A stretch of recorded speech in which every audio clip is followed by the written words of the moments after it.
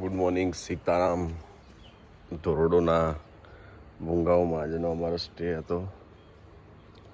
ઓહો હો ભાઈ, ક્યાં ही મોર્નિંગ है, एकदम आह्लादक आनंद, મજા આવી ગઈ. હવે બતાવું તમને, જુઓ. ઓહો ભાઈ,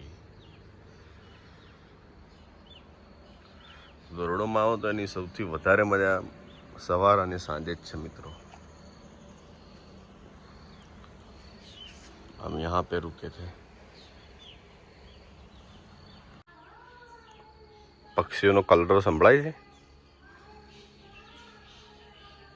છે ને મજા.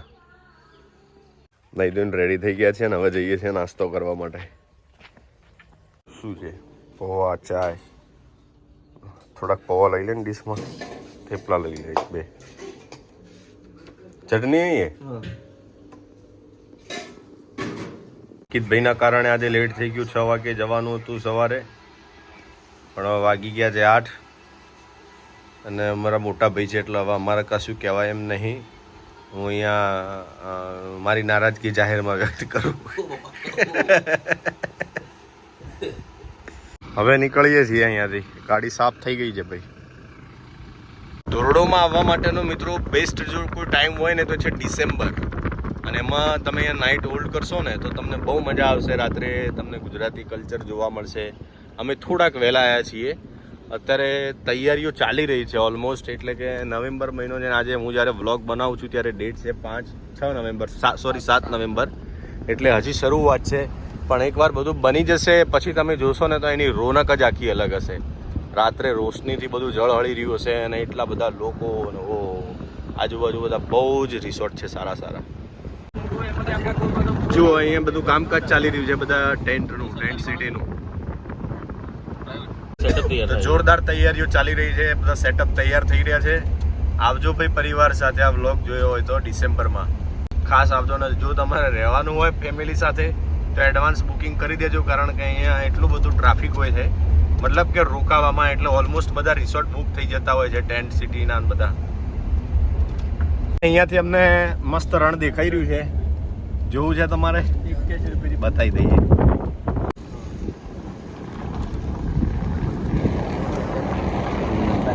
મિત્રો જ્યારે તમે અહીંયા એન્ટર થાઓ એટલે તમારે ઓનલાઈન રજીસ્ટ્રેશન કરવાનું હોય છે ધોરડો રણમાં જવા માટેનું.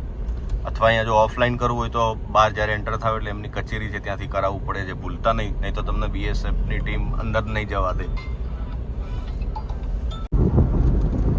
બંને બાજુ રણ મિત્રો અને વચ્ચે રસ્તો. આગળ જઈશું તો આનાથી વધારે સુંદર રણ જોવા મળશે. અત્યારે થોડુંક પાણી ભરેલું છે, પણ ડિસેમ્બરમાં તમે આવશો એટલે પાણી એકદમ સુકાયેલું હશે. એ વખતે આના કરતાં પણ અદ્ભુત નજારો હોય છે.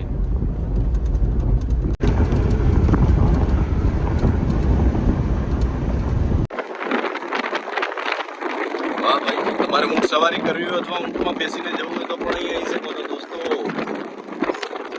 ફાઇનલી ધીરે ધીરે વ્હાઈટ રણ દેખાવા મળી રહ્યું છે. ભાઈ આ જ રણ છે. અને જુઓ કેટલા બધા લોકો ફોટોગ્રાફી કરી છે. બતાવજો. જુઓ खाना मीठू છે. इस मिट्टी का नमक मैं खाता हूँ, फिर नमक हराम कैसे हो सकता हूँ. चपटी मीठाનો ચમત્કાર. તો જુઓ આ જ વ્હાઈટ રણ છે અને ઉપર ટાવર છે, ત્યાંથી મસ્ત તમે ફોટોગ્રાફી પણ કરી શકો છો. અને જેમ જેમ દિવસો જશે ને એકદમ ડિસેમ્બર આવી જશે પછી બહુ સારી ફોટોગ્રાફી થશે, મજા આવશે. ઘણા બધા ઊંટ મોટાભાગના ફેમિલીવાળા જ અહીંયા ફોટોશૂટ કરતા હોય છે. ઊંટ ઉપર ને બહારથી આવતા હોય છે. અને આટલા દિવસની ટૂરમાં પહેલી વાર કેમેરો બહાર કાઢ્યો છે. એવું લાગ્યું કે આજે થોડા ફોટા લઈ જઈએ. આના ભાઈઓને બતાવી દો. બેસી ગયા.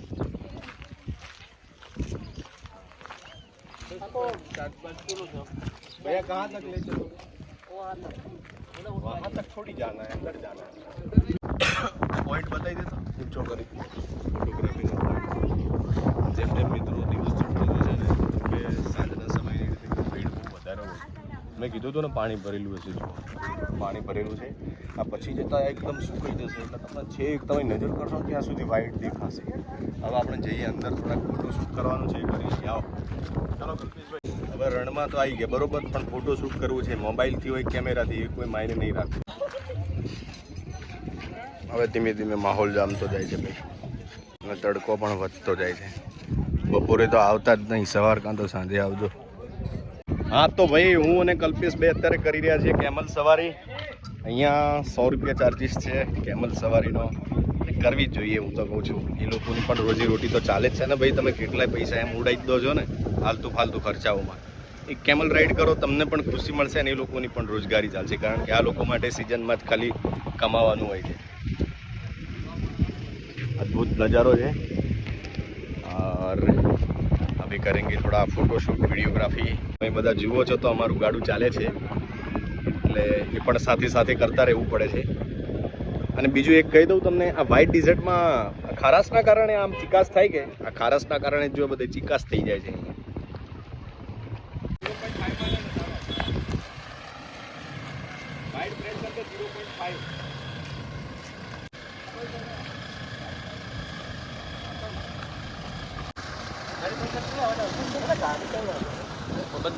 છે ને આ દરેક જે કેમલ વાળા માલિકો હોય છે ને એમનો આ રજિસ્ટર આઈડી નંબર પણ અહીંયા લખેલો હોય છે, અને બધી જે વિગત છે અહીંયા લખેલી છે.